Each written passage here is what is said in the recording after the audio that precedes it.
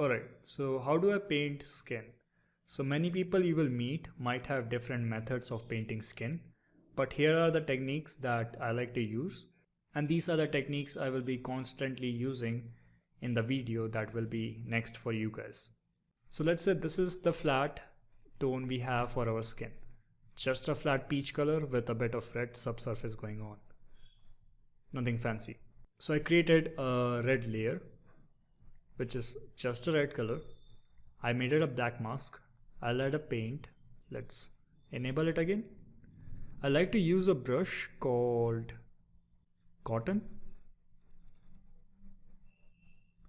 This is my favorite one because I like, instead of painting like this, which it works good as well, I like to tap on my tablet, which kinda gives me this subsurface effect of veins, and it already feels a bit integrated inside the face.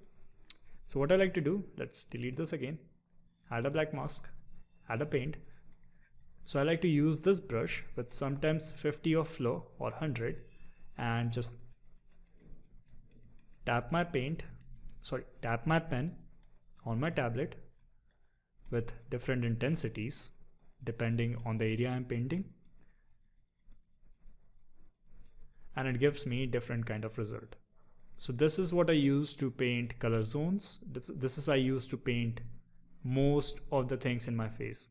If you're not a tap guy, like maybe you like to paint or something, this works pretty good for that as well. If not, I've seen many people use dirt too with a flow of 50 and enable your pen pressure for the flow and disable it for the size. So this has worked for many people. This is still something I'm not used to, or this is not my style. So this is more of a thing I use. This is something many people have used and I've seen them use. So you can try this. You can try this and pick the best one that suits you. If another brush suits you better, just go for it. In the end, we just want the final result. So on top of this painting in, let's say this is how I paint it, and this is the red layer we have painted. So I'm not going to use it at 100%. I like to decrease it. That's the wrong one. So let's decrease it somehow here. And in the yellow one, we are going to paint yellow areas. We are going to paint red areas. We are going to paint gray areas in the next one. And you will see where I paint those. So let's give it a black mask.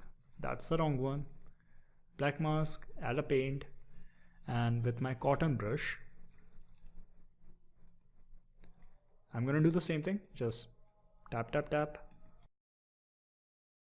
Decrease my opacity a lot. Create one more red layer.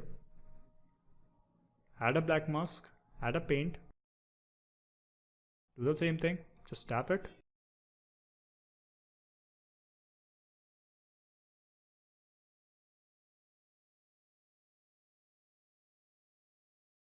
And if I decrease my redness and a little bit of my yellow as well, it gives me this subtle transition of yellow and red, which you might see happens or occurring in the skin, like this transition between peachish and reddish, yellow and reddish, giving it a bit orangish look.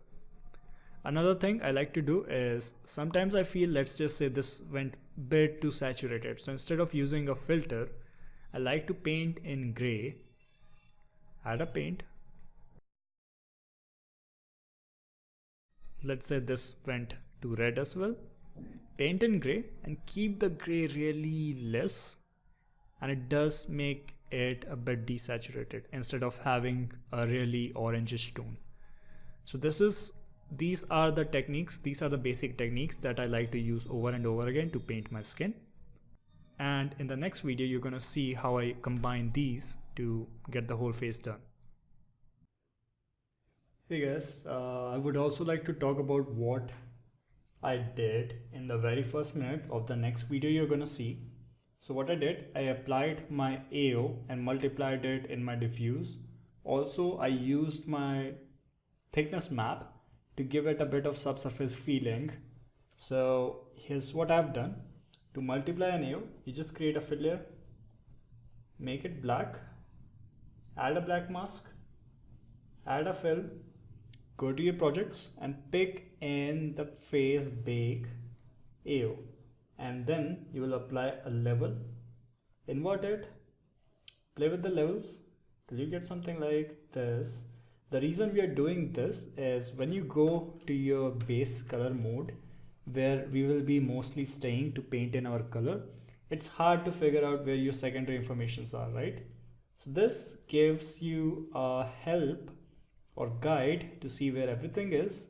It's still flat colored, but it does help us look at it in 3D. Okay, so that's what I did. Another thing that I did after that is, let's say we have a peach tone, not the perfect one, but it works. I added a fill, made it red, added a black mask, add a fill, and use your thickness map right here, apply a level, invert it, and play with it. So this gives you a little bit of subsurface feeling around the thin areas.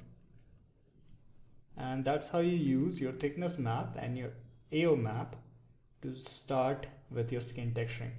Alright, I hope this helps with the speed up process in the next video, and let's move on.